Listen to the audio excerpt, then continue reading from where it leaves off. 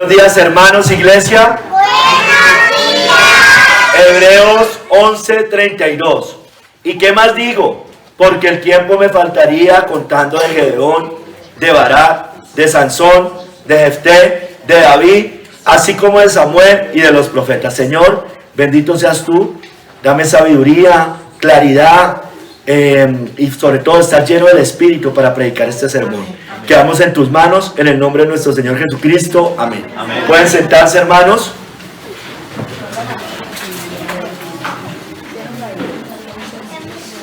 El sermón se llama, hoy estamos en el sermón número 22 de la serie de la fe. Vamos a ver por la fe David, por la fe David. Mira, hermanos, después de ver ejemplos de hombres de la fe, la última vez vimos del periodo de los jueces, vimos a a Gedeón, Barak, Sansón y Jefté. Ahora veremos del periodo de los reyes al rey David. Fue el segundo rey de la monarquía. Vamos a ver eso en el primer capítulo. Después de David sigue la historia de Samuel, que fue el último juez y profeta, y después veremos a los profetas en general, hermanos. Recordemos, hermanos, que a diferencia de las otras historias antes de Gedeón y de los que mencionamos la última vez, aquí solo se mencionan los personajes. En los anteriores se mencionaban los hechos particulares de la fe. Aquí no. Entonces aquí como que da cierta libertad para que el que lo predique indague, digamos, en la vida del personaje y resalte, digamos, lo que considere más relevante en su vida de fe. Hermanos, mire, si ustedes notan, yo le había dicho la última vez que esto no está en orden cronológico, es decir, Gedeón, Barak, Sansón, Jefté, David y Samuel no están en orden cronológico. De hecho, Samuel está antes de David, ¿no es cierto? Samuel. Sin embargo, pues yo voy a predicarlo en el orden que está aquí en Hebreos. El orden debería ser Barak, Gedeón, Jefté, Sansón, Samuel y David. Pero bueno. Recuerde que la cita, eso también lo veíamos hace 15 días, 8 días, 15 más bien, dice, el tiempo me faltaría. Dice, ¿y qué más digo? El tiempo me faltaría. Lo que está diciendo el autor de Hebreos es que no le da la pluma, no le da el tiempo para escribir sobre todos y cada uno de los personajes que hicieron proezas por la fe. No quiere decir que el que no esté no sea del Señor, simplemente resaltó los que el Señor y el Espíritu Santo lo dio a hacer. Entonces, hermanos, miren, uno de los hechos resaltables de David es que Dios describe a David como un hombre conforme a su corazón. Eso lo dice la Biblia. Y casi todos los comentaristas coinciden en eso. Es tal vez lo demás resaltar. David fue levantado por Dios para cumplir su voluntad, conquistar a sus enemigos y establecer el reino de Israel. Se destaca, hermanos, otro hecho de David: la guerra o la pelea o la victoria que tuvo con el gigante Goliat. Todos la conocemos, todos la recordamos. Hermanos, se resalta su dependencia y fe en el Señor, también a través de muchas persecuciones, destierros, batallas, angustias, pero en especial la persecución por la furia y la envidia de Saúl, hermanos. Eso se resalta en la vida de David. Hermano, allí se muestra su paciencia antes de ser rey, porque él ya había sido ungido como rey. Sin embargo, le tocó esperar un buen tiempo, y un tiempo no fácil, hasta que fuera ungido realmente, o más bien, proclamado como rey. Hermanos, en especial podemos destacar también, y tal vez creería yo que esto es lo más importante de David, es el pacto davídico, el pacto que Dios hizo con David. Hoy vamos a ver algo de eso, donde le promete una casa y un reino eterno, hermanos, en el pacto davídico. Hermanos, finalmente David murió en la fe del cumplimiento futuro de este pacto. Él confió en esas palabras de Dios y ese cumplimiento futuro, que ese pacto vendría a través de su descendencia, el linaje del hijo de David, que es Cristo, conocido como el hijo de David, y por ende toda la descendencia que somos nosotros, hermanos. David, hermanos, dice Kistemaker, está a la cabeza de los reyes de Israel. Por su confianza en Dios, pudo conquistar a sus enemigos, edificar su reino y fortalecer al pueblo de Israel. Él fue el estadista y líder espiritual de Israel. Fue el gran rey de Israel, hermanos. Salomón también, pero especialmente David, hermanos. Porque David, bueno, uno no puede, Salomón cometió muchos más pecados que David, yo creo, ¿no? Tuvo unas caídas mucho más grandes, por lo menos. David también. Sin embargo, el rey por excelencia de Israel es el rey David, hermanos. Ese fue también uno de los errores de los judíos. Cuando Cristo viene, ellos pensaban que iba a venir un rey de las características del rey David, porque es el mejor rey que han tenido, realmente. En realidad sí es el mejor rey. Sí, alguien podría decir Josías y esto, y seguramente, hermanos, si nos ponemos a mirar, estos hombres también fueron grandes hombres, pero creo que el que más resalta, hermanos, todo es conocido, es el rey David, ¿no es cierto? Hoy vamos a ver 3 capítulos, hermanos. En el primer capítulo vamos a ver la historia del rey David. El segundo capítulo vamos a ver al hijo de David, y es Cristo. Y en el tercer capítulo la descendencia de David, que somos nosotros, hermanos. Entonces, hermanos, vamos al primer capítulo, el rey David. Hermanos, de David, de la historia de David, hermano, me costó mucho trabajo hacer este sermón, sobre todo en este capítulo, porque me toca recorrer Primera de Samuel, Segunda de Samuel y Primera de Reyes, y eso que no cogí crónicas y otras partes, para coger toda la historia, hermanos, porque creo que era importante resaltarla, o sea, hablar de toda la historia, pero pues obviamente resaltando las cosas más importantes. Entonces, primero vamos a ver quién era David, general, quién era David. Fue el segundo rey del periodo de la monarquía. El primero que había sido Saúl, ¿no es cierto? Algunos mencionan a Abimelech, que estuvo en Jueces 8:9, pero eso fue un rey no dentro de la monarquía, y fue un rey déspota, no es tomado generalmente dentro de los reyes de Israel. Sin embargo, menciona que fue rey. Pero de todos modos, David fue el segundo de la monarquía después de Saúl. David era judío, de la tribu de Judá, hijo de Isaí, era el octavo, era el menor de Isaí. Dice la Biblia que él creció como pastor de ovejas. Dice las escrituras que él luchó con osos y leones cuando era pastor de ovejas, para proteger al rebaño. Fue posteriormente guerrero antes de ser rey, y finalmente es proclamado rey. Tuvo varios hijos, entre ellos Salomón, el más característico, ¿no es cierto? Dios hizo el pacto con David en que a través de su descendencia y de su linaje, que era Cristo, iba a instituir su reino, y ese reino apunta al reino eterno de Cristo. En eso todos los cristianos deberíamos estar de acuerdo, Probablemente haya algunas distorsiones en algunas interpretaciones, hermano, pero no debería ser así. Hermanos, David en general fue un hombre de fe, hermanos, fue un hombre valiente, dependiente de Dios. David tuvo caídas en pecado. Las que más resaltan tal vez es la historia con Betsabé y la del censo, ¿no es cierto? La del censo, cuando censa cuando Dios no lo había mandado. Hermanos, y otra de las cosas que dice el Señor es que, o la Biblia, sí, el Señor a través de su palabra, es que David había derramado mucha sangre en sus batallas. Mucha sangre, y por eso él no edifica el templo, porque estaban en periodos de guerra.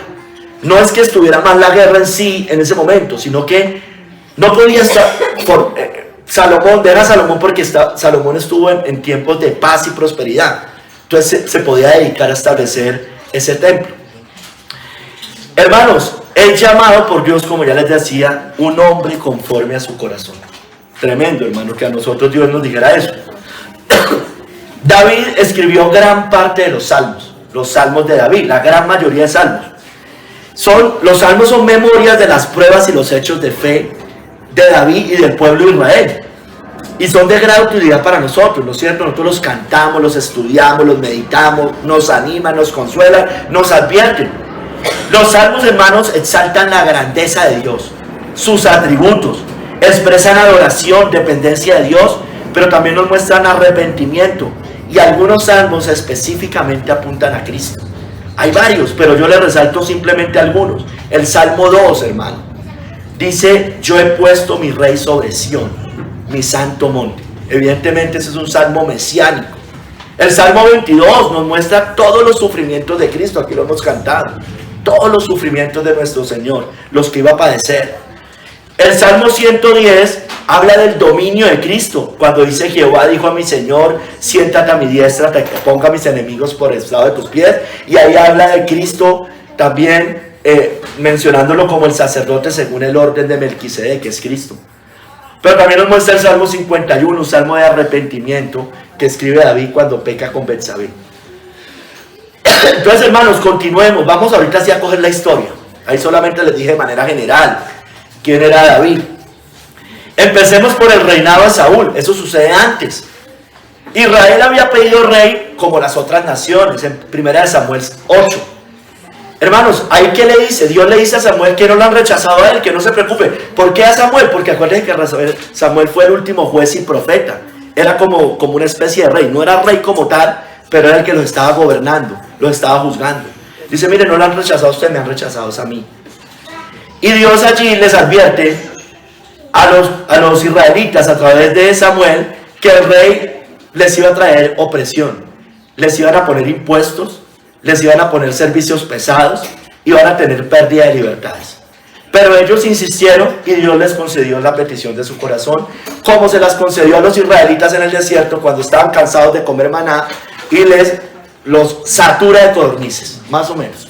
Dice, bueno, eso es lo que quieren, pues allá se los doy. Hermanos, en 1 Samuel capítulos 9 y 10, hermanos, nos muestra que Dios escoge a Saúl como rey y manda a Samuel a ungirlo. Entonces, listo, les voy a dar rey, pero vamos a arrancar con Saúl. No fue un buen rey. Empezó más o menos bien, pero ya después no.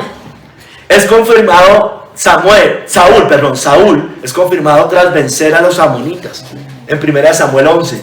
Saúl inicia bien su reinado, como yo le decía, pero él desobedece después a Dios en 1 Samuel 13 y en el 15. Recuerdan las dos desobediencias de Saúl.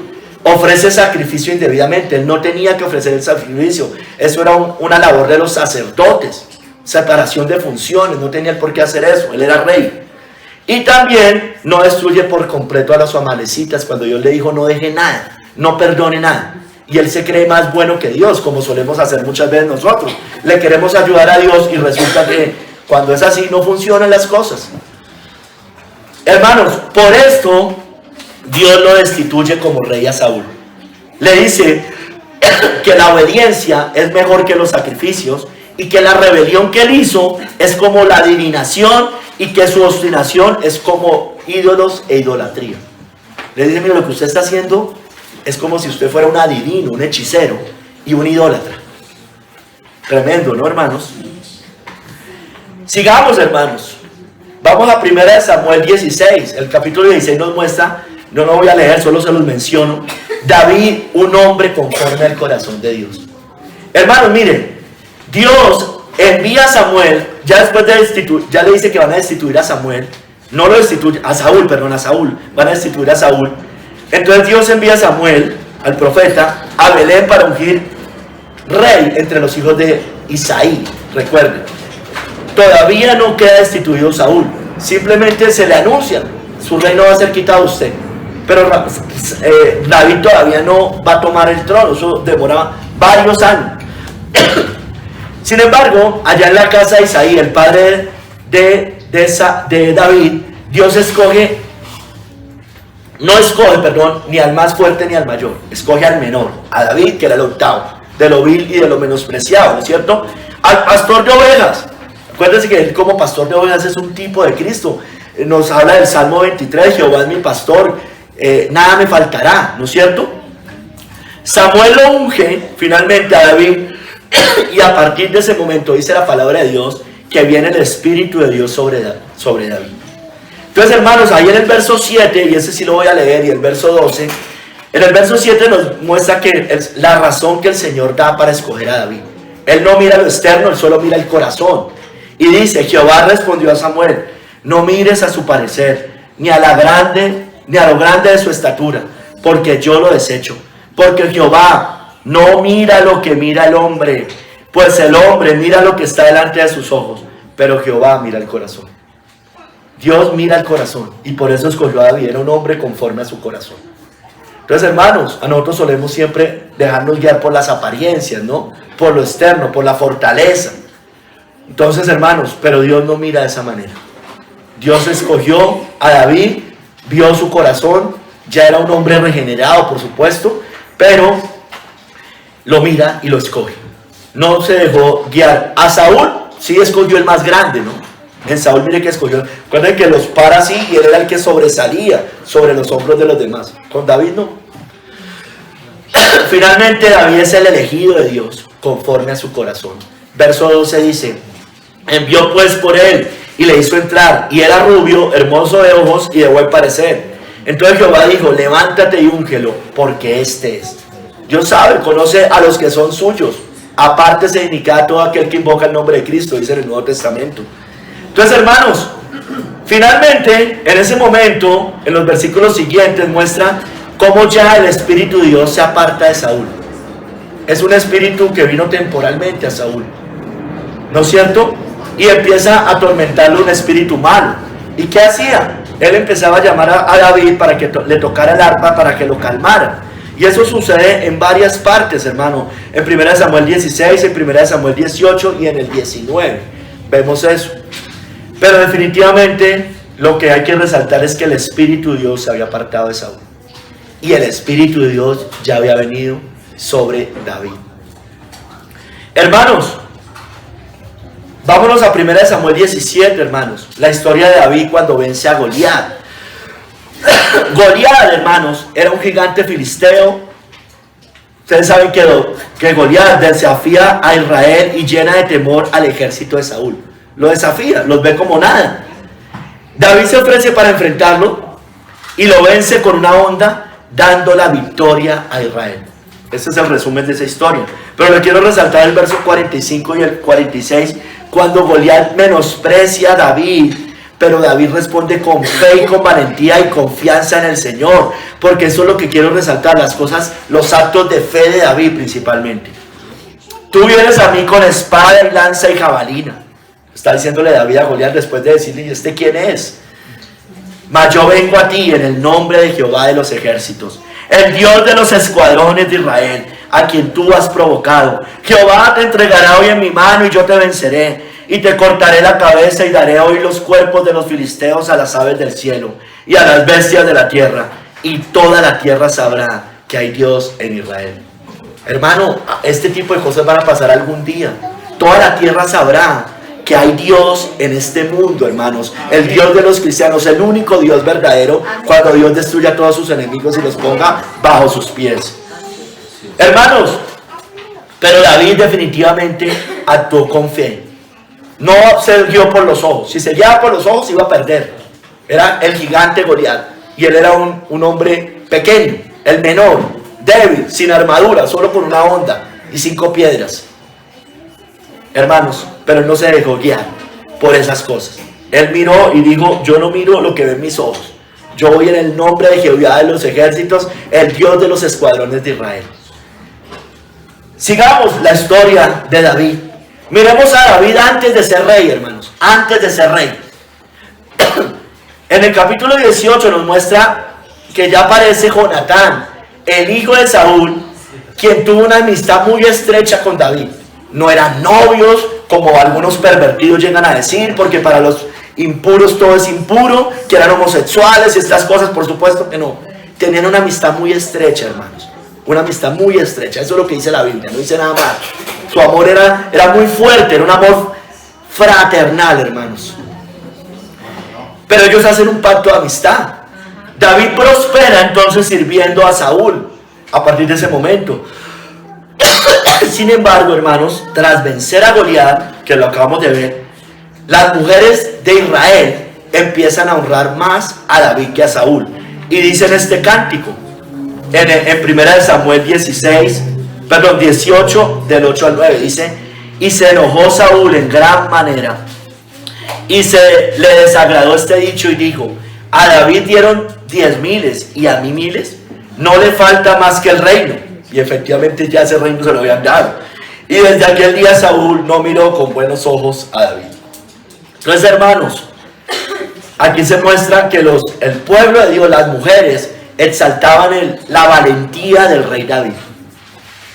David mató a 10,000 y apenas Saúl a 1,000. Entonces empezaban, ya el pueblo se empezó a ir hacia David. Hermanos, por eso se llena de celos Saúl, todavía rey, e intenta matar muchas veces al rey David, muchísimas veces. Pero Dios está con David, quien prospera y gana aún más el favor del pueblo. Jonatán y su hermana Mical, mujer de David, que fue la mujer de David después, o más bien en ese momento, lo ayudan a huir. ¿No es cierto? Eso está en 1 Samuel 19. Finalmente Jonatán ayuda a escapar a David y se despiden con dolor y con tristeza en 1 Samuel 20.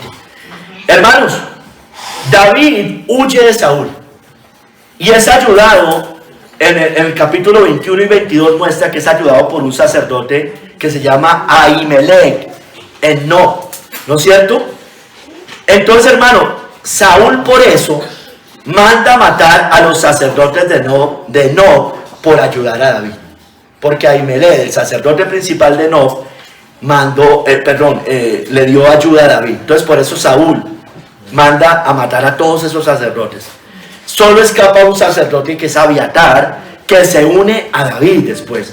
Finalmente en el capítulo 23 de 1 Samuel, David huye al desierto. Y allá en el desierto tiene la oportunidad de matar a Saúl 2 veces básicamente. Y le perdona la vida 2 veces a Saúl. La primera en una cueva en Gadi, ¿no es cierto? Y la segunda en Sif, cuando Saúl y sus hombres dormían en el campamento. Le perdona la vida, tuvo misericordia también. Merecía morir. Pero no, él dijo, yo le voy a dejar eso al Señor. La venganza es del Señor. No es mi tiempo, todavía no. Finalmente, David decide no tocar. La razón que da David también para no tocar a Saúl, es que él era el ungido de Jehová. Y era verdad, lo habían ungido el Señor. Y deja el juicio en manos de Dios finalmente. Hermanos, en el capítulo 25 vemos la historia de David con Abigail. Cuando David envía a pedir provisiones a Nabal, esposo de Abigail, pero ¿cómo le responde? Con insultos y con rudeza. Yo no lo voy a ayudar, ¿qué le pasa? David entonces busca vengarse impulsivamente. Mira, aquí vemos algo que David tenía, era impulsivo. Sin embargo, Abigail sabiamente lo detiene, ¿no es cierto? Finalmente Dios es el que hiere a Nabal y muere, y David toma a Abigail por mujer. Entonces Dios evita que David derrame sus manos de sangre con Nabal. Sigue la historia en 1 Samuel 27 y 28, hermanos. Vemos cómo David, por el temor a Saúl, busca refugio entre los filisteos, de donde era Goliat, ¿no? Se va allá. Saúl, ahí nos muestra en medio de esa historia que Saúl consulta a la divina de Endor. Hace traer a Samuel. Yo no voy a entrar hay varias posturas, pero independientemente de eso, ahí dice que vino Samuel y dice que Samuel le dijo, venga, ¿y por qué ahorita sí me llama? Y le recuerda que el reino ya le ha sido quitado a él y se lo ha entregado a David. Finalmente, los filisteos, aunque David estaba allá, los filisteos desconfían de David y no le permiten luchar con ellos contra el ejército de Saúl. Pero eso fue una providencia de Dios, hermanos, para evitar que David peleara contra su propio pueblo. Mire, lo evita. Finalmente, David más adelante derrota a los amalecitas después de consultar a Dios. Eso está en 1 Samuel 30. Entonces, hermano, aquí vamos en la historia de David. Vamos a poner en 1 Samuel. Tranquilo que ya lo otro es más rápido. Saúl, en 1 Samuel 31, Saúl y sus hijos mueren en batalla contra los filisteos. Pero David, aquí muestra que David no era un hombre rencoroso, amargado, le hicieron, le iban a matar. Mire, David levanta endechas por la muerte de Saúl y Jonatán. Y sí tenía hartas razones para despreciar y decir, pues bien hecho que le hubiera pasado eso. Honra su memoria sin aprovecharse de esa situación. Y ya estamos en 2 Samuel 1, hermanos. Allí es David ungido, pero solamente rey de Judá, no de todo Israel, solo de Judá. Hay guerra, eso desata una guerra entre el ejército de Saúl, o la casa de Saúl, y la casa de David, ¿no es cierto? Pero David se empieza a fortalecer progresivamente, le nacen hijos en Hebrón, empieza a multiplicarse también su familia. Más adelante, En 2 Samuel 3 nos muestra que Abner, el jefe del ejército de Saúl, intenta pactar con David entregarle todo Israel para hacerlo rey sobre toda la nación, porque solo era de Judá. Joab, jefe del ejército de David, sin la aprobación de David, mata a Abner. Entonces eso no fue aprobado por David. Isboset, hijo de Saúl, también ahí nos muestra que es asesinado por sus propios siervos, y David castiga a los culpables, hermanos. 2 Samuel 4. Finalmente, en 2 Samuel 5 y 6, David es proclamado rey sobre todo Israel, hermanos. David toma Jerusalén porque esa era la capital. Jerusalén sigue siendo la capital de Israel, hermanos, aunque hoy nos digan que está en Tel Aviv, ¿no es cierto? Gracias a Dios, y qué bueno que lo hagan. Hay muchos presidentes que están trasladando la embajada de Tel Aviv a Jerusalén. Qué bueno, creo que el de Argentina, en Estados Unidos, y por aquí yo he escuchado a algunos candidatos que lo van a hacer. Ojalá. Yo creo que eso ayuda en algo a esta nación. No es definitivo, yo sé que no. Hay otras cosas también que pueden traer juicio, pero creo que es bueno, hermanos. Hermanos, miren, David lleva finalmente el arca a Jerusalén con gozo, adorando a Dios con todo su corazón, en 2 Samuel 6, hermanos. Hermanos, y finalmente llegamos a 2 Samuel 7, hermanos, y ahí sí, por favor, acompáñenme, del 8 al 16. Es el pacto davídico, el pacto que Dios hace con David por medio de Natán. Natán viene y le habla a David y le promete un reino eterno.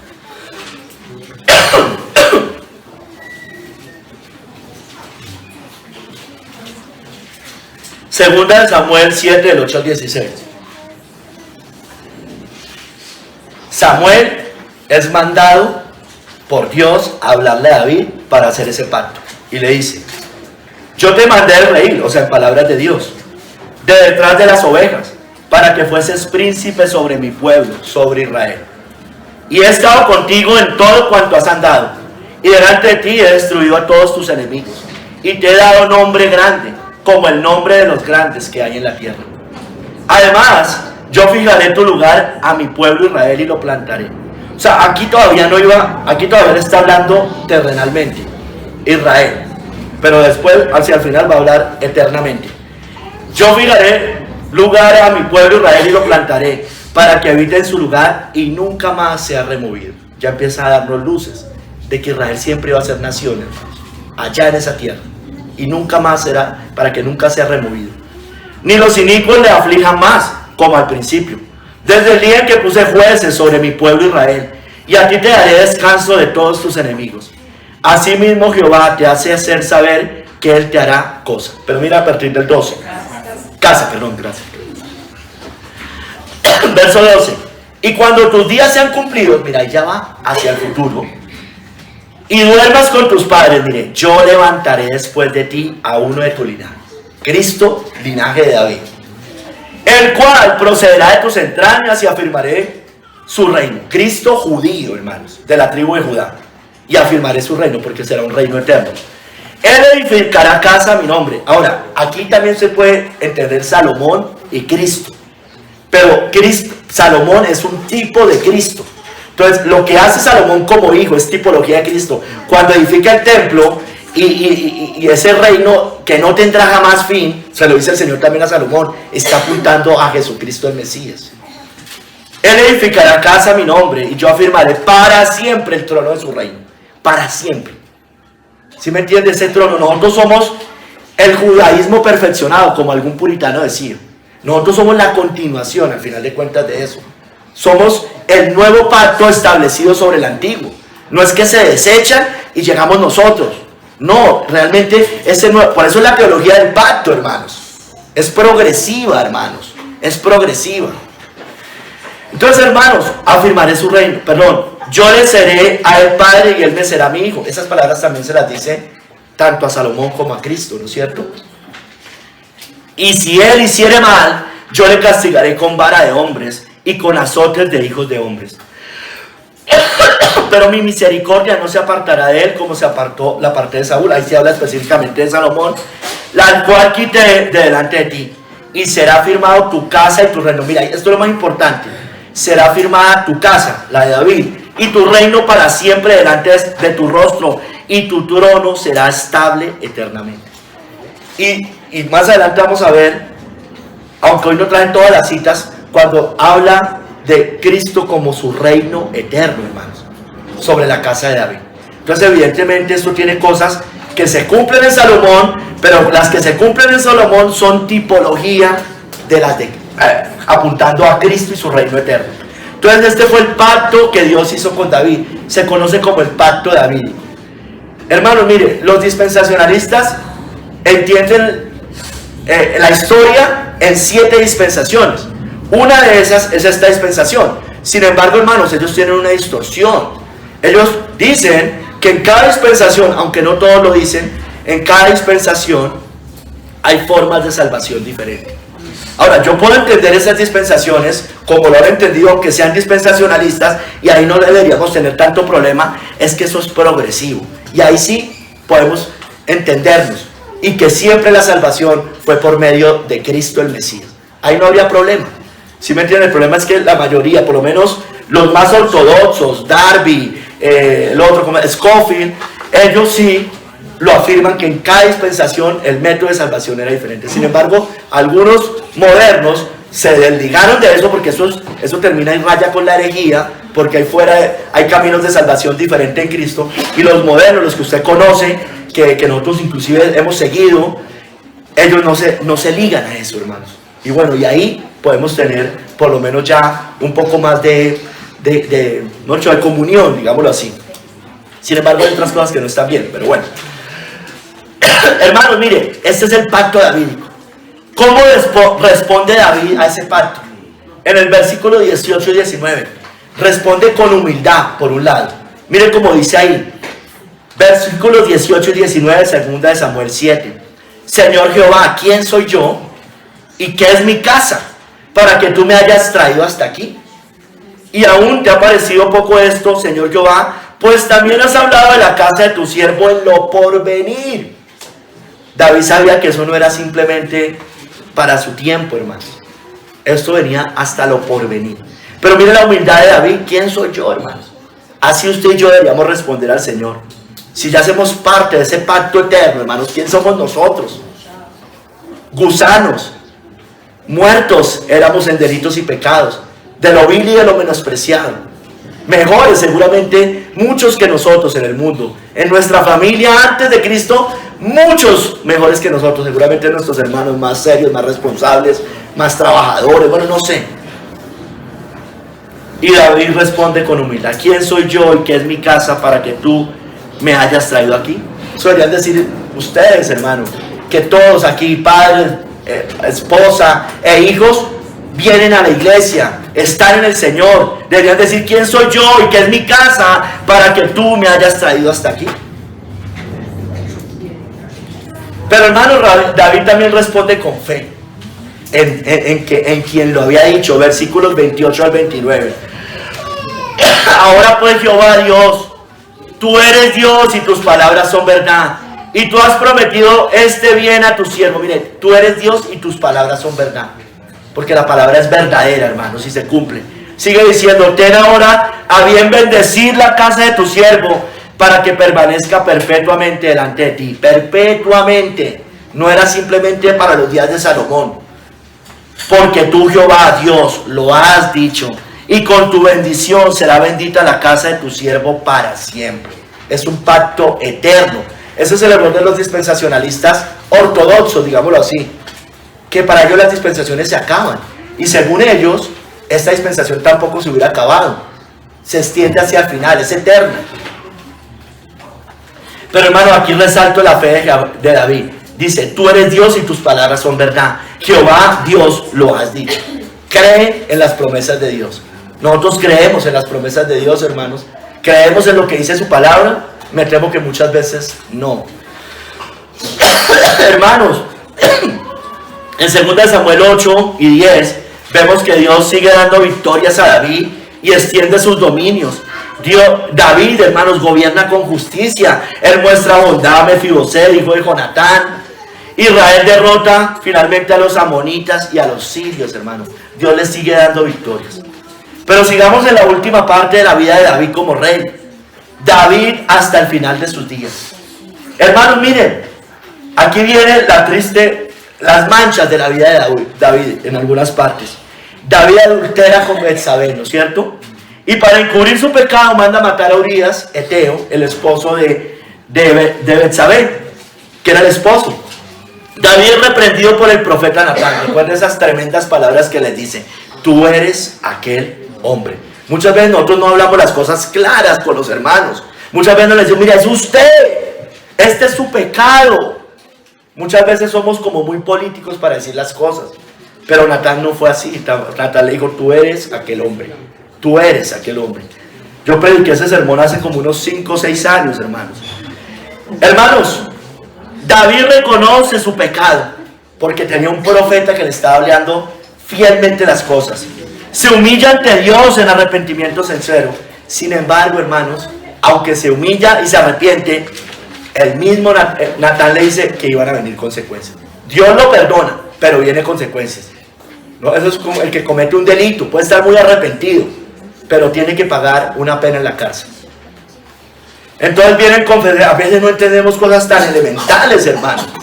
No es que ya pedí perdón, sí, pero hay consecuencias. Los pecados traen consecuencias. Entonces, mire las consecuencias que el profeta Natán le dice que le van a venir a David. En el versículo 10, 13 y 14, le dice: no se apartará jamás de tu casa la espada. Y efectivamente, hasta el día que murió David, hubo guerra. Por cuanto, inclusive eso usted lo podría aplicar a Israel a futuro, hermano. Es un pueblo en guerra todo el tiempo. Por cuanto me menospreciaste y tomaste la mujer de Urías Eteo para que fuese tu mujer. En el verso 13 y 14 dice, David reconoce, dice: pequé contra Jehová. Y Natán dijo a David: también Jehová ha remitido tu pecado. No morirás. Dios ya lo perdonó. Tranquilo. Sin embargo, por cuanto con este asunto hiciste blasfemar a los enemigos de Jehová, el hijo que te ha nacido ciertamente morirá. Entonces, hermanos, puede estar muy arrepentido, pero venían consecuencias, hermanos. Así es el Señor con nosotros, porque el Señor nos tiene que enseñar. Entonces vienen consecuencias porque el pecado trae consecuencias. Y miremos las consecuencias. Aquí habla general, pero miremoslas. ¿Qué le pasa después a David? Por su pecado muere finalmente el hijo que tuvo con Betsabé. Recuerda, muere. Después, sus hijos, Amnón viola a Tamar, su hija. Los dos hijos, ¿no es cierto? Hay una violación de sus hijos, entre hermanos. Eran hijos de David y Maca. Amnón viola a Tamar, su hermano. Después muere Amnón en manos de Absalón por venganza. Absalón era el otro hijo de David, pero con otra mujer, con Ahinoam.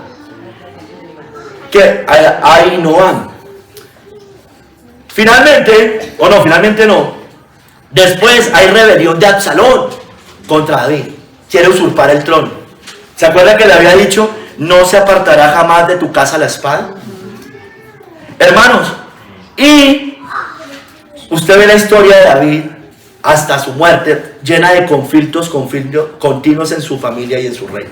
No se apartaría la espada de su casa, hermanos. Eso le iba a pasar, porque el pecado trae consecuencias, hermanos. El pecado trae consecuencias. Hermanos, finalmente David vive sus últimos años entre conflictos, pecado, restauración y fe. Caídas, levantadas. Él vuelve al trono en Jerusalén y muestra misericordia hacia Simei y Mefiboset, que eran de la casa de Saúl. Él sigue siendo justo, misericordioso. Sin embargo, sigue enfrentando también rebeliones como la de Seba, de la tribu de Benjamín, y el intento de usurpación de su hijo Adonías, otro. Consulta David a Dios por la hambruna y actúa conforme a su respuesta, y actúa bien. Viene una hambruna en 2 Samuel 21. Y luego, mostrando su fe, eleva un cántico donde reconoce que Dios es su libertador y su fortaleza, en 2 Samuel 22 y 23, el cántico de David. Pero otra vez cae, peca censando al pueblo, aunque él se arrepiente de ese pecado. Pero hermanos, mire cómo termina David en su vejez, muy débil físicamente, es cuidado por una joven llamada Abisag, en Primera de Reyes 1. David finalmente no construye el templo porque él era un hombre de guerra y se lo da a su hijo. Sin embargo, usted podría decir, mire cómo terminó con Abisag, triste, pero no, ese no fue el final de su historia, hermanos. El final de su historia es cuando él finalmente proclama públicamente a Salomón como su sucesor. Él termina en fe, él no termina como con Abisag. Si usted con la historia solo con Abisag, dice, uy, terminó muy mal David. Pero mire que no. Si bien ella lo cuidó hasta sus últimos días, David se para en ese momento y proclama públicamente a Salomón como su sucesor, porque Adonías estaba intentando usurpar el trono. Eso está en Primera de Reyes 1. David encarga a su hijo Salomón que sea fiel a Dios y guarde su ley para prosperar su reino, porque él, Salomón, edificaría el templo. A pesar, hermano, de su debilidad, de sus caídas y conflictos hacia el final de su vida, David muestra arrepentimiento, fe y perseverancia hasta su muerte y sepultura. Esa es la historia de todos los hijos de Dios, hermano. No terminan caídos, pueden terminar enfermos, pero con fe. ¿Sí me entiende? Esa es la historia de los hijos de Dios. La historia de los hijos de Dios no termina en un suicidio. La historia de los hijos de Dios no termina en un adulterio. La historia de los hijos de Dios no termina besando yesos o ídolos, hermanos. Segundo capítulo, el hijo de David. Este primer capítulo fue más largo, hermano, usted me entenderá. El hijo de David. Hermanos, el Mesías sería descendiente de David, dice la Biblia. Sería de la tribu de Judá, de la cual era David y de la cual finalmente vino Cristo, hermanos. Entonces vamos a ver al hijo de David. Primero vamos a ver a Cristo como linaje de David, es decir, de la descendencia de David. ¿Qué quiere decir que Cristo es del linaje de David? Eso quiere decir, hermano, que Jesús desciende biológicamente de David, es decir, es de su misma raza, para que me entiendan. Es decir, pertenece a su familia y además cumple la promesa de que el Mesías vendría de ese linaje. En Cristo, hermanos, se cumple la promesa hecha a David. Entonces, cuando en el Nuevo Testamento nos habla de Cristo como el linaje de David, nos está diciendo que en Cristo está cumpliendo la promesa de ese pacto davídico, hermanos. Hermanos, la Biblia nos muestra en Mateo 1:1 que David es de la genealogía de Cristo, o Cristo es de la genealogía de David, como usted lo quiera decir, hermanos. Dice ahí, libro de la genealogía de Jesucristo, hijo de David, hijo de David, hijo de Abraham.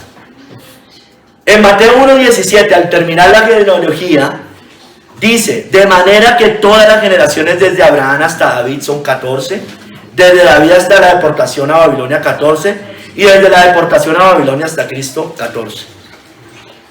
Entonces, 14, 14, 14, y muestra que el Mesías vendría de ese linaje. Sus padres, José y María, eran de la tribu de Judá. Al parecer eran de Belén, o por lo menos de sus alrededores.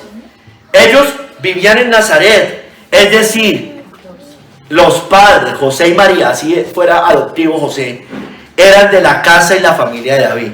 Dice en Lucas 2, 4 al 5. Y José subió de Galilea, de la ciudad de Nazaret, a Judea, a la ciudad de David, que se llama Belén, la ciudad de David, por cuanto era de la casa y familia de David. Mira, era de la casa. Ellos van a empadronarse, dice, para ser empadronado con María su mujer, desposada con él, la cual estaba encinta. Si se van allá a que fueran empadronados era porque eran de esa región, evidentemente. En Hechos 13, 22 al 23, hermanos, vemos que Cristo, lo dice el autor del libro de Hechos, Lucas, que vendría del linaje del hombre conforme al corazón de Dios. Y aquí ya lo menciona como el hombre conforme al corazón de Dios, que Cristo vendría de ese linaje, del hombre conforme al corazón de Dios. Dice en Hechos 13, 22 al 23, quitado es decir, Saúl, le levantó por rey a David, de quien dio también testimonio diciendo, he hallado a David, hijo de Isaí, varón conforme a mi corazón, quien hará todo lo que yo quiero. De la descendencia de este y conforme a la promesa, Dios levantó a Jesús por Salvador a Israel, hermanos. Dios levanta al Señor del linaje de David. Por eso después más adelante vamos a ver, se conoce como el hijo de David. Mira, hermano, los judíos, cuando discutían quién era el Cristo, dicen unos que es Juan el Bautista, otros que Elías, no sé qué. Ellos dejan claro, en eso sí estaban claros todos, a pesar de que discutían en muchas cosas, dejan claro que del linaje de David vendría el Cristo. Dice en Juan 7:42, no dice la Escritura que del linaje de David y de la aldea de Belén, de donde era David, ha de venir el Cristo. Ellos conocían las Escrituras y decían, esto aquí no nos vengan a meter gato por liebre, ¿no es cierto? De todos modos, aunque muchos de ellos sabiendo eso igual no le creyeron, yo sé. Hermanos, mire, Pablo en la carta a los Romanos dice que Dios prometió que Cristo vendría del linaje de David. Dice ahí que él había prometido antes por sus profetas en las Santas Escrituras acerca de su Hijo, nuestro Señor Jesucristo, que era del linaje de David según la carne. Que lo que está diciendo era un judío, venía de la tribu de Judá. Pablo anima a Timoteo a que se acuerde de Jesucristo, que era del linaje de David. Lo dice en 2 Timoteo 2, 8 al 9.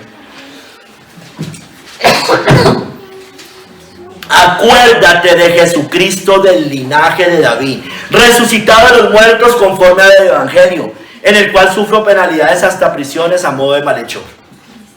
Entonces, hermanos, Pablo también anima a Timoteo diciéndole, mira, acuérdese, y le recuerda esa profecía, para que se sustente y se siga afirmando en que no era un falso profeta el que estaban siguiendo. Ahorita sigamos con Cristo, el hijo de David, es muy similar. Si era del linaje, también es conocido como el hijo de David.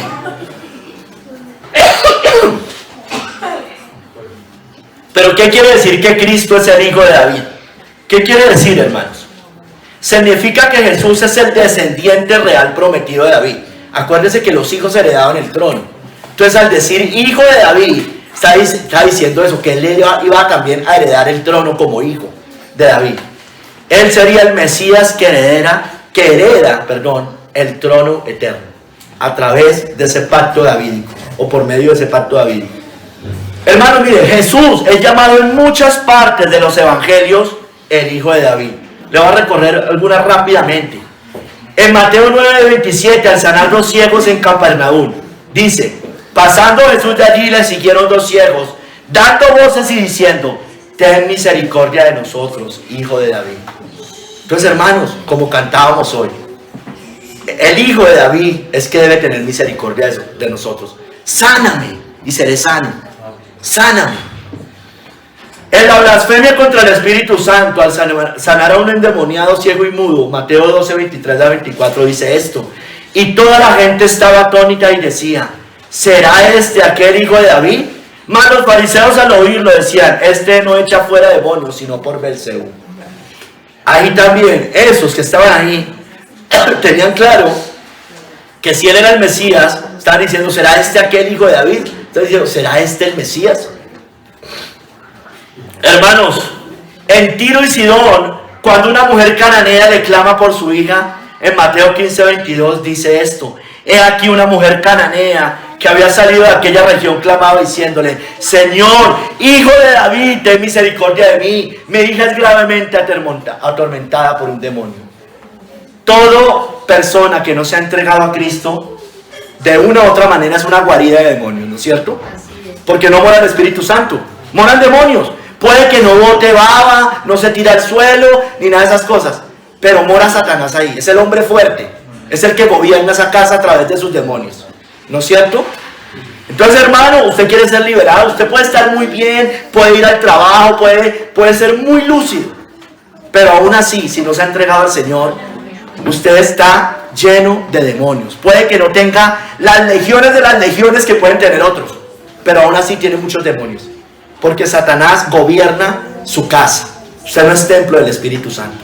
Entonces, dígale, Señor, hijo de David, ten misericordia de mí, para que sea librado.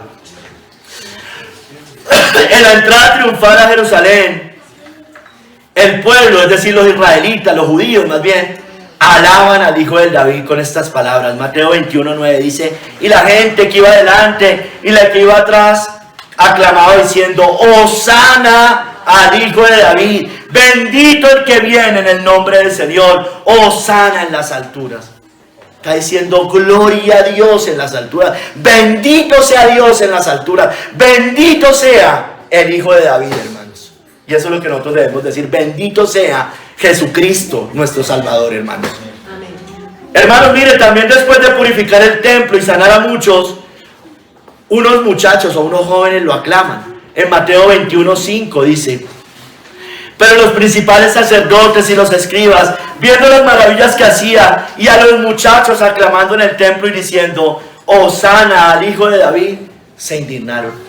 Eso le pasa al mundo, hermano. El mundo se indigna cuando ve a cristianos alabando fielmente al Señor, hermanos.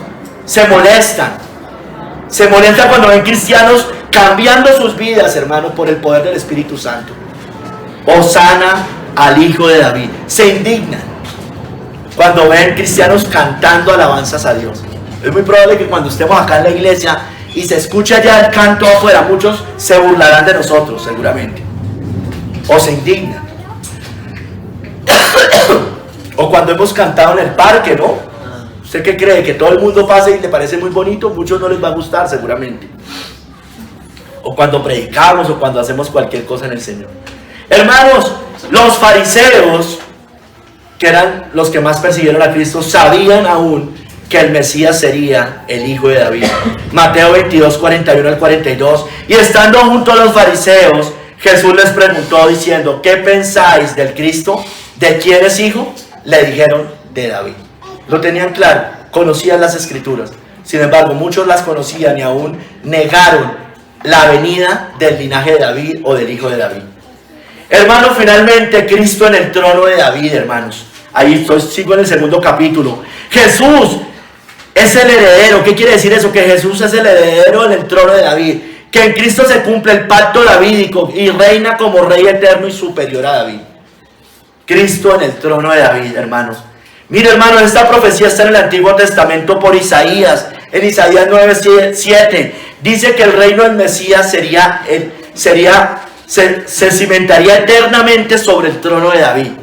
Dice allí: lo dilatado de su imperio y la paz no tendrán límite. Sobre el trono de David, sobre su reino, disponiéndolo y confirmándolo en juicio y en justicia desde ahora y para siempre. El celo de Jehová de los ejércitos hará esto. El reino de Cristo nunca será acabado. Amén. Nunca, nunca. Hoy no voy a hablar plenamente del reino de Cristo, no es el sermón. Pero hermano, hay muchas citas que nos muestran eso. En Daniel, en Isaías, que su reino sería eterno. La piedra no cortada por mano, bueno, etc. Ese reino no se va a acabar, hermano. Este reino no tiene fin. Cristo vino a reinar sobre el trono de David eternamente. Hoy cantamos en Lucas 1, 31 al 33. Y ahora concebirás. No, mentira, esa no la cantamos, es la que sigue después. En Lucas 1, 31 al 33, cuando la promesa del nacimiento de Manuel. Dice: y ahora concebirás en tu vientre, y darás a luz un hijo, y llamarás su nombre Jesús. Le está hablando a María. Este será grande y será llamado Hijo del Altísimo. Y el Señor Dios le dará el trono de David su padre, y reinará sobre la casa de Jacob para siempre. Y su reino no tendrá fin, hermanos. No se acaba. Por eso su sacerdocio es eterno, según el orden de Melquisedec. La Biblia también menciona, y yo también prediqué este sermón ahorita sí, en Lucas 1, 68 al 70, hermano, que Cristo es el cuerno de salvación, el poderoso Salvador. Eso es un lenguaje real que muestra poderío y reino, levantado por Dios de la casa de David. Dice allí: bendito el Señor Dios de Israel, que ha visitado y ha redimido a su pueblo, y nos levantó un poderoso Salvador en la casa de David, su siervo. Recuerde que cuando dice poderoso Salvador, también traducen cuerno de salvación, hermanos. Y eso tiene que ver con poderío y reino. Hermanos, Dios había jurado a David que de su descendencia vendría el Cristo que se sentaría en su trono. Hechos 2:30. Pero siendo profeta, está hablando de David, y sabiendo que con juramento Dios le había jurado que de su descendencia en cuanto a la carne levantaría al Cristo para que se sentase en su trono. David sabía que de su linaje, de su descendencia, siglos después, vendría el glorioso Mesías, que ellos estaban esperando. Hermanos, Cristo, mira, aunque Cristo es del linaje de David, aunque Cristo es de, ¿cómo se llama? De la casa de David, hijo de David, todas estas cosas que hemos dicho, aunque fue después de David, en ese sentido, y únicamente en ese sentido, porque Cristo es desde la eternidad. Cristo dice de David, y dice de él mismo, que aunque él era todo eso, hijo de David, Cristo es Señor y Rey sobre David, hermanos. Y es superior a David. Mateo 22, del 43 al 45 dice, Él les dijo, pues como David en el Espíritu le llama Señor, diciendo, dijo el Señor a mi Señor, siéntate a mi derecha hasta que ponga a tus enemigos por estrado de tus pies. Pues si David le llama Señor, ¿cómo es su hijo? Tremendo, está diciendo, mire, el rey más glorioso que ustedes han tenido.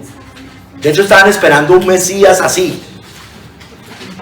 Él lo llama Señor, me llama mi Señor. ¿Cómo puede ser su hijo? Hermano, tremendo. Cristo es superior a todos los reinos de la tierra. O sea, es superior a todos los reyes de la tierra. Es superior al mismo rey David, hermano, evidentemente. Hermano, Cristo, la raíz de David, es presentado por el apóstol Juan en Apocalipsis con una imagen clara de realeza y victoria, como el único digno de abrir los sellos. Apocalipsis 5:5. Y uno de los ancianos me dijo, no llores, he aquí que el león de la tribu de Judá, la raíz de David, ha vencido para abrir el libro y desatar sus 7 sellos. Nadie se encontró digno.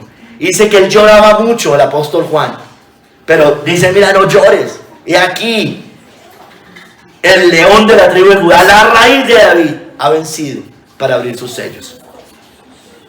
Hermanos, Cristo se presenta a sí mismo al final de la Biblia, en Apocalipsis 22:16, como el rey legítimo que vino del linaje de David. Yo, Jesús, he enviado mi ángel para daros testimonio de estas cosas en las iglesias. Yo soy la raíz y el linaje de David, la estrella resplandeciente de la mañana. ¿Cómo cierra el Apocalipsis? Ese es el último capítulo, no es el último versículo, pero sí es el último capítulo y ya hacia el final. Dice, yo soy la raíz y el linaje de David. No menciona a Abraham, no menciona a Moisés, menciona a David. Yo soy la raíz y el linaje de David. Apuntando a ese pacto hecho milenios atrás, hermano. Diciendo, yo soy. En mí se cumplen todas esas promesas. Entonces, hermano, finalmente David, el rey David, es tipología de Cristo. Eso es obvio. Cristo es el real ungido de Dios. Mire, por ejemplo, ¿qué dice el Salmo 89, 19, 22? O sea, es en los Salmos, pero evidentemente aquí está hablando del Mesías, hermano. Dice, entonces hablaste en visión a tu santo y dijiste, he puesto el socorro sobre uno que es poderoso. He exaltado a un escogido de mi pueblo. Se cumple David, pero se cumple Cristo. También es exaltado y escogido de entre el pueblo, de entre los judíos. Hallé a David mi siervo, lo ungí con mi santa unción. Ahí habla de David.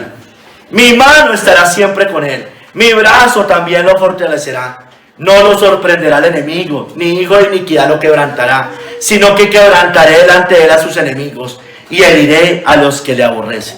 Usted vaya a ese salmo, coja cualquier comentarista bíblico, hermanos, y todo es apuntando a Cristo, evidentemente. Porque esas cosas, si bien muchas se cumplieron en David, todas esas que se cumplieron en David, se cumplen después en Cristo. Hermano, Cristo sería el verdadero Rey eterno sobre su iglesia. Mira lo que dice Ezequiel 37, 24, 27. Y a mi modo de ver, estas fueron las citas que los judíos vieron mal, entendieron mal. Y muchos hoy, inclusive desde el dispensacionalismo, entienden esta cita así, que un día va a venir el mismo David a reinar en el milenio. Y eso no es verdad, hermanos. Ezequiel 37, 24 al 27 dice, y es que lo dice, realmente pareciera decirlo, pero evidentemente está apuntando a algo más grande. Mi siervo David será rey sobre ellos, y todos ellos tendrán un solo pastor. Pero acuérdense cuando dice, y vendrá un solo pastor, ¿no es cierto? Y derribará la pared intermedia. Y andarán en mis preceptos y mis estatutos guardarán, y los pondrán por obra. habitarán en la tierra que di a mi siervo Jacob, en la cual habitaron vuestros padres. En ella habitarán ellos, sus hijos y los hijos de sus hijos para siempre. Y mi siervo David será príncipe de ellos para siempre. David murió, hermanos. David murió. Un día va a volver, vamos a reinar todos con Cristo, pero evidentemente aquí no está hablando de David literalmente. Y haré con ellos pacto de paz, con Cristo. Pacto perpetuo será con ellos. Y los estableceré y los multiplicaré. Y pondré mi santuario entre ellos para siempre. Estará, mire, estará en medio de ellos mi tabernáculo, Apocalipsis 21. Y será ellos por Dios y ellos serán mi pueblo. Evidentemente estas palabras se cumplen en el nuevo pacto con Cristo y nos lo deja demasiado claro el Nuevo Testamento. En 1 Corintios 6 también dice, no toquéis lo inmundo, no toquéis lo inmundo y yo os recibiré y yo seré a ellos por padre y ellos serán mis hijos. Apartados, les dice allí. Y estaré en medio de ellos, les dice también. Entonces, hermanos, Cristo es del linaje de David. Cristo es el hijo de David. Cristo en el trono de David se sienta, pero Cristo es superior a David, hermanos. Tercer capítulo, la descendencia de David. Hermanos, los cristianos somos descendientes espirituales de David. A través de ese pacto davídico, hermanos. Hacemos parte de ese pacto y por tanto tenemos un reino eterno, hermanos.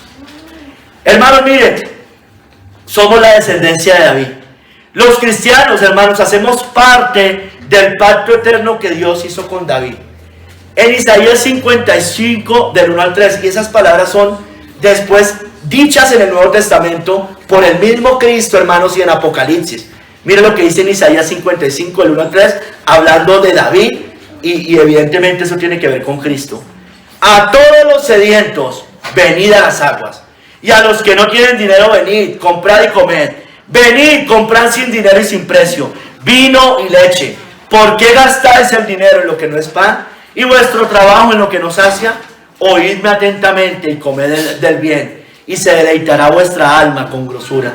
Y termina diciendo, inclinad vuestro oído y venid a mí.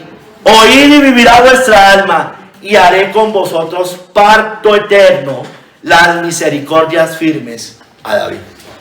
Está hablando de nosotros, hermano. Estas palabras son totalmente vigentes en el nuevo pacto.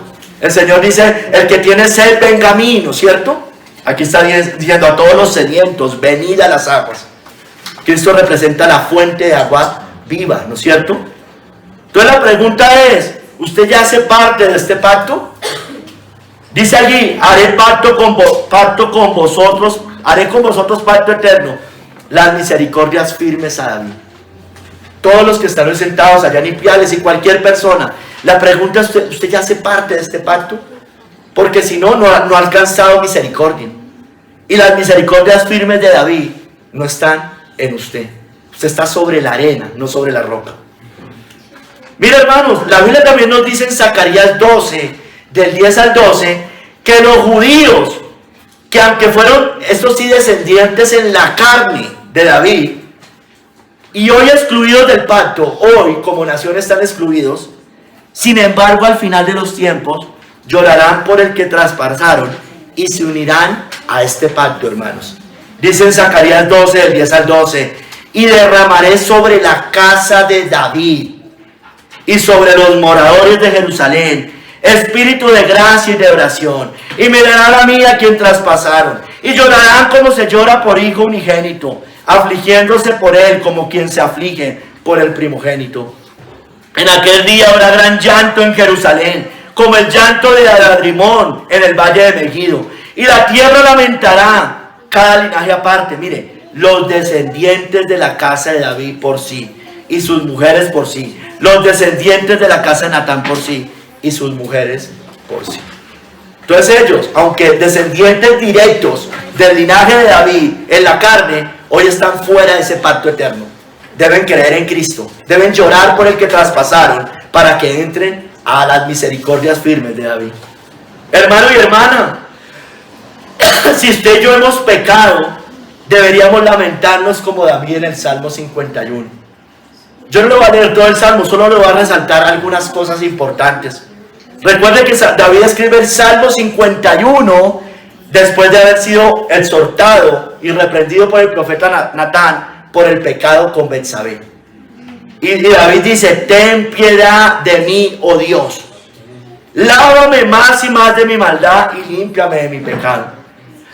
Dice: yo reconozco mis rebeliones. Dice: contra ti solo he pecado. Dice más adelante: purifícame con hisopo y seré limpio. Lávame y seré más blanco que la nieve. Dice: esconde tu rostro de mis pecados y borra todas mis maldades. Renueva un espíritu recto dentro de mí. Dice: no me eches delante de ti, no quites de mí tu santo espíritu. Vuélveme el gozo de tu salvación y espíritu noble me sustente. Líbrame de homicidios, oh Dios, de mi salvación. Señor, abre mis ojos, mis labios, y publicará mi boca tu alabanza. Porque no quieres sacrificio, que yo los daría. No quieres holocausto. Los sacrificios de Dios son el espíritu quebrantado. Al corazón contrito y humillado no despreciarás tú, oh Dios. Si hemos pecado, hermano y hermana, deberíamos ir así como fue David cuando pecó con Betsabé, hermanos, humillados. La pregunta es: ¿lo estamos haciendo? ¿Nos hemos lamentado así? El día que creímos en Cristo, ¿nos lamentamos de esa manera? Porque esto no es solo para el cristiano, pues, es decir, David ya era creyente. Eso también es para cualquier otro. Debemos haber lamentado estos pecados. Hermanos, miren, muchas cosas aprendemos de la fe de David. Aprendemos de sus batallas, de sus guerras, de sus victorias, de sus persecuciones, pero también aprendemos de sus derrotas, de sus caídas y de su arrepentimiento. Porque si usted quiere ver un arrepentimiento, mire el arrepentimiento de David. Muchos cogen a David para decir: pues si David adulteró, yo ¿por qué no? Bueno, arrepiéntase como David, o arrepiéntase como Pedro, que lloró amargamente. Hermano, la vida de David es una enseñanza para nosotros, pero también es una advertencia para que recordemos que siendo un hombre conforme al corazón de Dios, cuando dejó de velar, pecó terriblemente. Recuerden, su ejército estaba en la guerra, estaba ocioso David, ¿no es cierto? Dejó de velar y se puso a mirar lo que no tenía que mirar, se puso a alimentar eso. Estaba ocioso. Nosotros no podemos estar ociosos, porque los días son malos, dice la palabra de Dios. No debemos de velar, hermanos. David también es un ejemplo de verdadero arrepentimiento y mansedumbre, hermanos, al recibir las justas consecuencias de su pecado. Mire cómo respondió a Natán. Al principio estaba enceguecido, pero Natán, después que le dice: tú eres aquel hombre, él no empezó a justificarse. No, pero es que fue. Dijo: sí, yo he pecado. Hermanos, recibamos la disciplina de Dios con mansedumbre. David la recibió. Vinieron varios sucesos después, y David entendía que era causa de ese pecado todas las cosas que le habían pasado. Yo no bendijo de David. La fe de David no consistía en perfección sin pecado, sino en una constante huida a la gracia de Dios. No era perfecto como ninguno de los otros lo es, pero era una constante huida a la gracia de Dios. Por gusto lea los salmos, hermanos. David afligido en guerras, en derrotas, y siempre clama al Dios de su salvación, a su roca fuerte. David también, hermanos, es un ejemplo de hombre de oración y súplica, por tanto. Un hombre que se deleitaba en la ley del Señor. Mire, es un hombre que se despertaba con el Señor. Como dice el Salmo 139, 18. Despierto y aún estoy contigo. Tremendo, hermanos. Usted y yo, ¿cómo hacemos, hermano? ¿Cómo estamos en eso? Pensemos. O nos estamos levantando y estamos en miles de cosas. Dice David: despierto y aún estoy contigo. David era un hombre que clamaba continuamente al Señor, que exaltaba el nombre de Dios, su poder, sus atributos, sus excelencias, y eso usted lo puede ver en los salmos. Era un hombre que se sumergía en la profundidad de las inescrutables riquezas de las escrituras, de los atributos de Dios. Los salmos es una declaración de los atributos de Dios, hermano. Yo cuando hice la serie de los atributos de Dios, de 42 sermones, hermano, la gran mayoría yo arrancaba con un salmo, hermanos, en su gran mayoría. Hermanos, miren esas súplicas, esos ruegos y esas alabanzas en los salmos. David tenía un Dios grande, hermanos.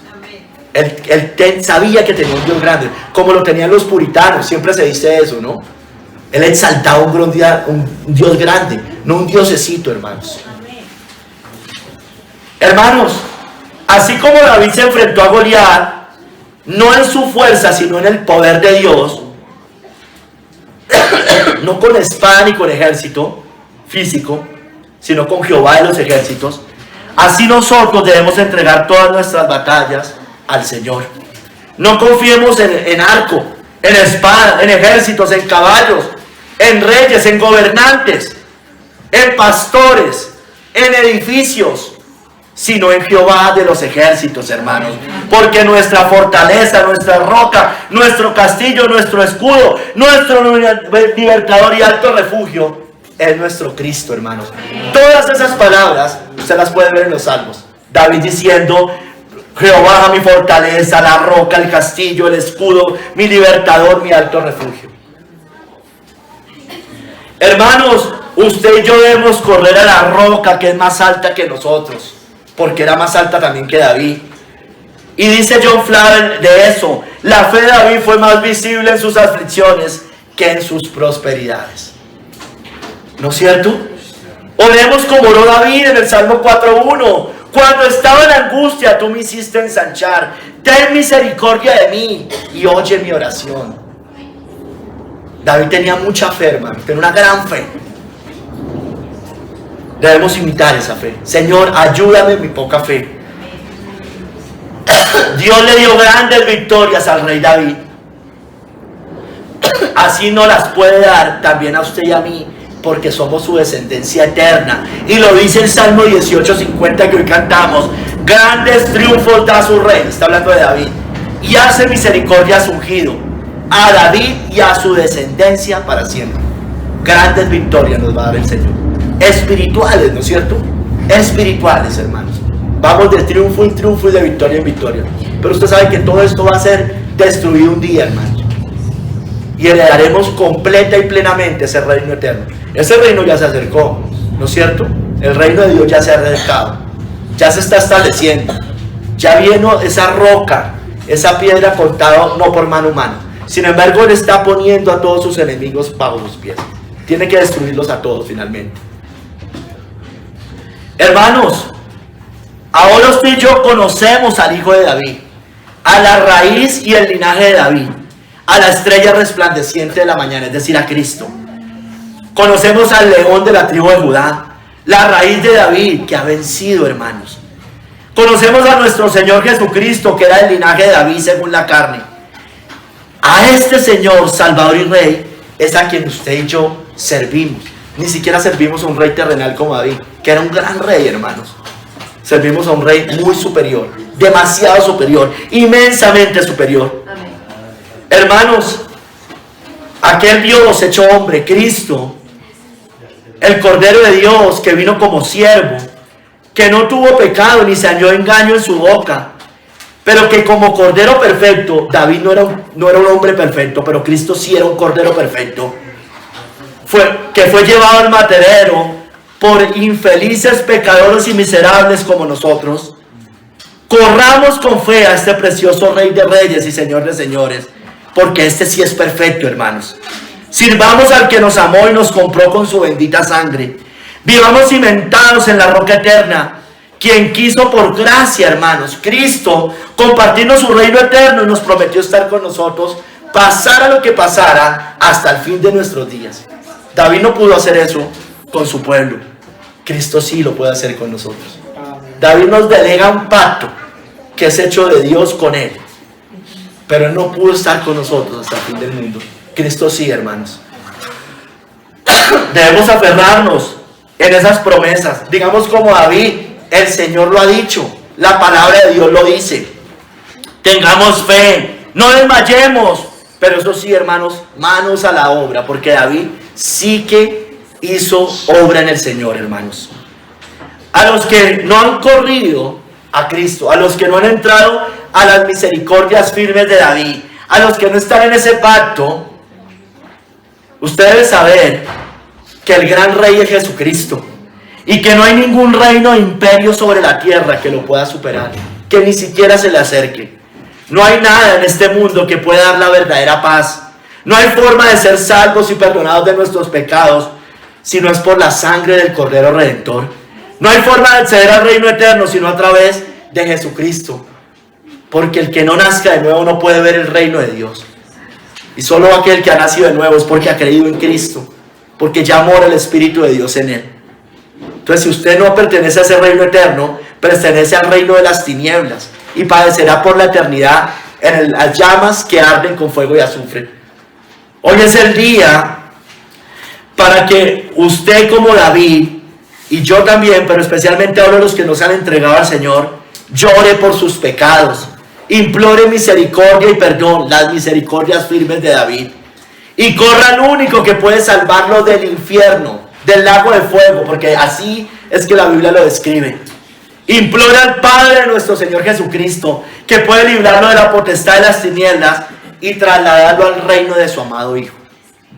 O está en el reino de David, en ese pacto eterno, o está en el reino de las tinieblas. O está en el reino de Cristo, o está en el reino de Satanás.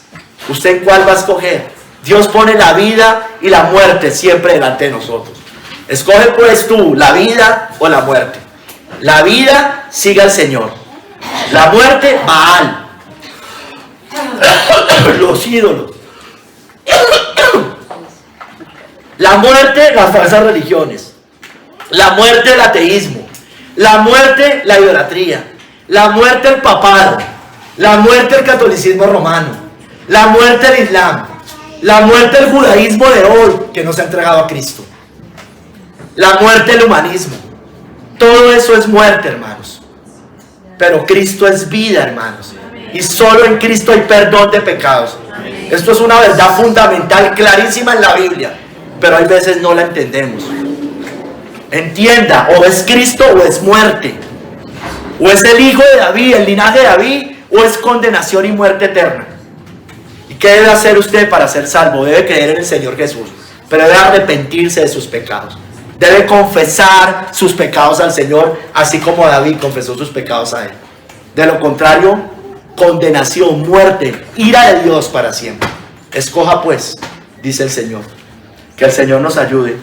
Amén. ¿Qué más digo? Porque el tiempo me faltaría contando de Gedeón, de Barak, de Sansón, de Jefté, de David, así como de Samuel y de los profetas. Señor, gracias por tu palabra. Guíanos, Padre Santo. Padre, que nos aferremos en esas misericordias firmes a David, en ese pacto eterno, en ese pacto davídico que apuntaba al pacto eterno de Cristo. Señor, debemos clamar y llorar por nuestros pecados como lloró David cuando pecó. Si alguno no se ha entregado a Cristo, también debe clamar y pedir misericordia, y que tú borres sus rebeliones como clamó David. Que nos hagas más limpios que la nieve, más limpios. Por favor, gracias. Gracias por Cristo, gracias por el Hijo de David, por la raíz y el linaje de David, por la estrella resplandeciente de la mañana. Gracias, Señor. Te damos gracias, Padre, por nuestro Señor y Salvador, el Hijo de David, Jesucristo. Amén y amén.